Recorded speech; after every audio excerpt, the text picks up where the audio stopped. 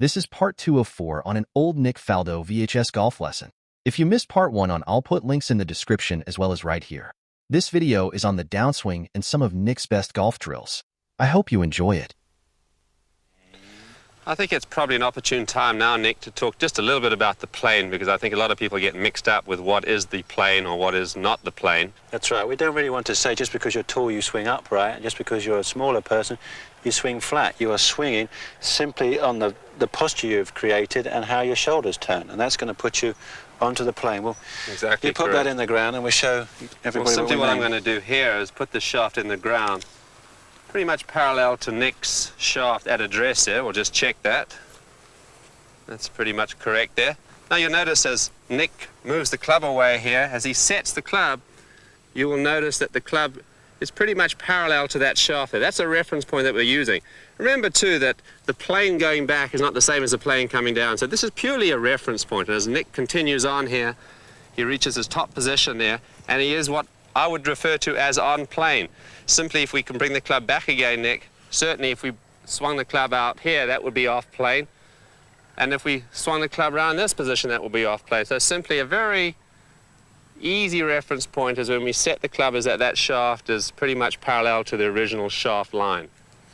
Yeah, as I said, with the taller and shorter players, even if I could bring myself down a foot more, because I'm standing further away from the ball, if I got myself in the right body position, I'm turning, and again you see I'm still on the same plane, as you can see by the shaft, and a pretty similar top of the backswing position, even though I brought myself down a foot further. So in a way, it disproves the fact that just because you're a small player, everybody says you've got to swing around yourself, or if you're tall, you've all got to go up. Certainly not. We feel that you've got to get, because you're standing this side of the ball, and you're just turning, you're going to pop yourself on plane.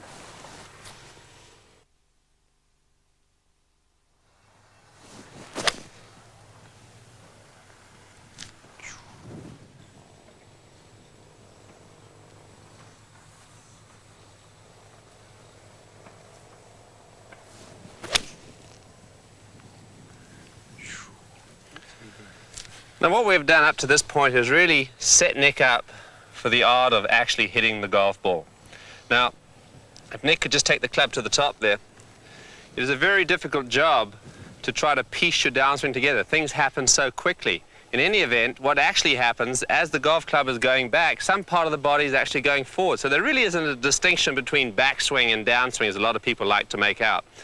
But what we will do is to show you and describe to you what does happen, and through a few drills there, you'll be able to feel what takes place in your downswing. So Nick, at this point, certainly has completed his backswing. Now, I'm going to just shorten Nick's swing just a little bit, because to put this in sort of real terms, as Nick is completing, his lower body will be starting to move forward in the opposite direction. In other words, the weight is starting to move to the left side here. And this is initiated with the lower body, the left knee starts its movement forward, and as you can see, what happens here, the hands and arms drop down to a point where they get to about a hip height position. From here on, Nick's body will then rotate through towards the target. You can see his impact position here. His weight now is into his left side. It's going around behind his left heel, pretty much the same way as it was going back. The downswing you can think of as a mirror image of the backswing. Now from here, as Nick clears his left side out of the way, his right side now comes through into a position where he finishes up in balance there, his weight fully into his left side and him facing the target. You can see here Nick's hips are facing the target, and his weight is now virtually 100% into his left side, and he's in a nice balanced position. For the slightly more advanced players, what actually happens at the top with the arms to create this leverage and this power that we get, as everything is pulling, as David was saying, as I start to get to the top, I'm pulling here. Also what happens is you get a re-rotation of the arms. They're actually pulling back this way, which drops the club onto this slightly flatter plane, which enables you to maintain this wrist set that we talked about, and you can pull the club as hard as you like now into this position. The right side has retained back a little bit. We're not trying to leap forward with the legs. The right side is staying passive to this position here. I've managed to pull the club down. Now I'm in a perfect position here. The club has come from inside.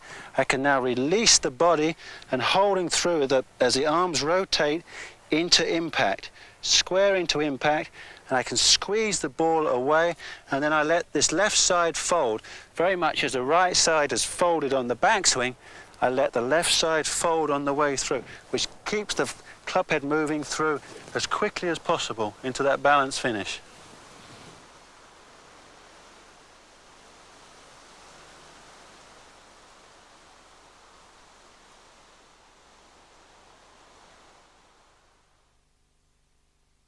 We have a little drill here that Nick will show you with the beach ball.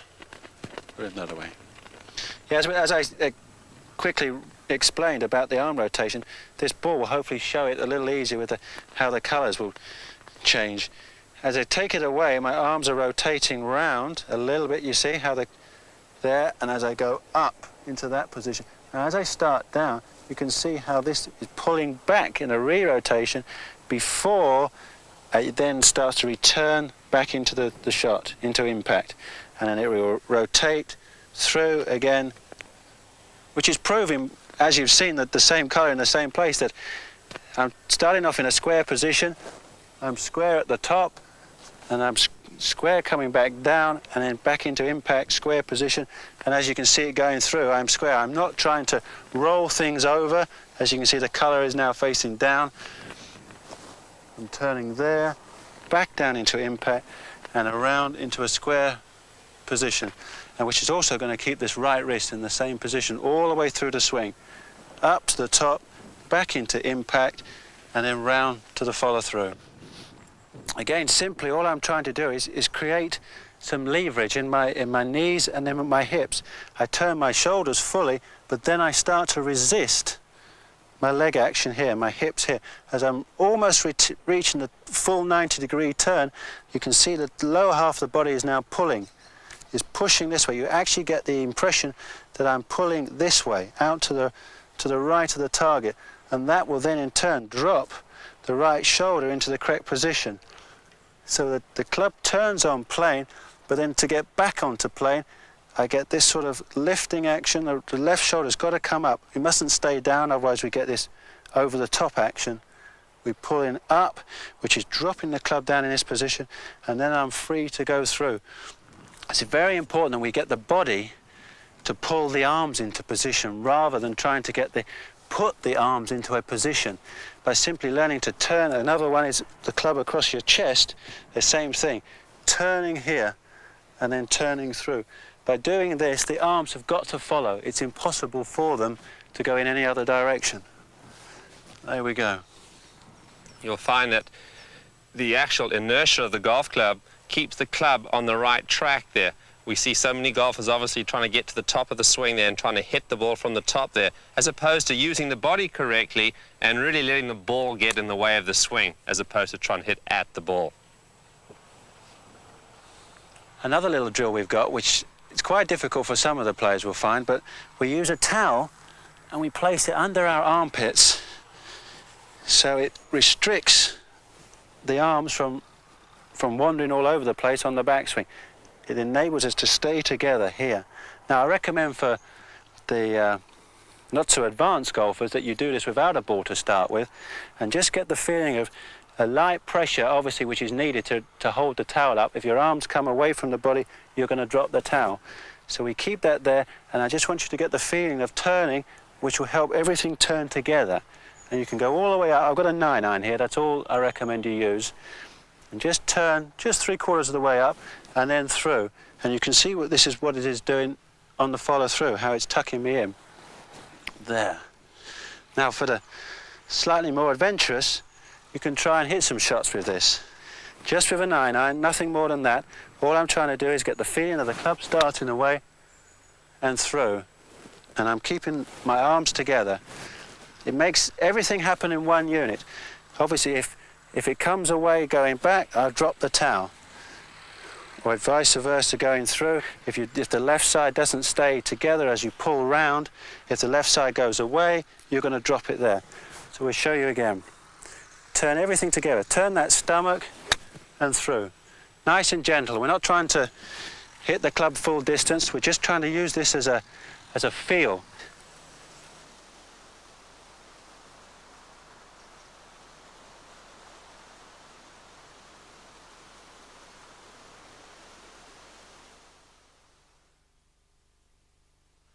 Well, Nick, I think we've covered every aspect of the golf swing this morning, and I think it's very important for the viewers to realize that although we've split the swing up into pieces, that they've now got to put it together again in one nice smooth package. So why don't you go ahead and hit a few shots for us, and we'll see how this is done. Great.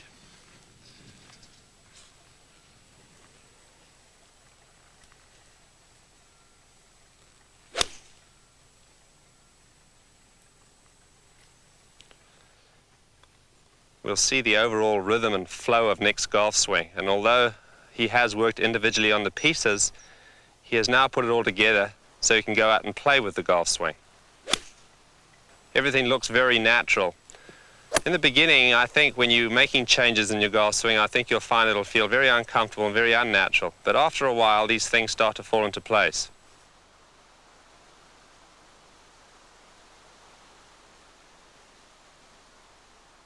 See how well balanced Nick is in his swing.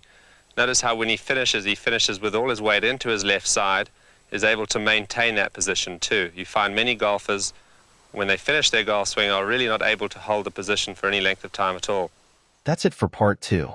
The next video will be driving, irons, and chipping. Click on this video for part 3. Links to all parts of this series can be found in the description. Thanks for watching.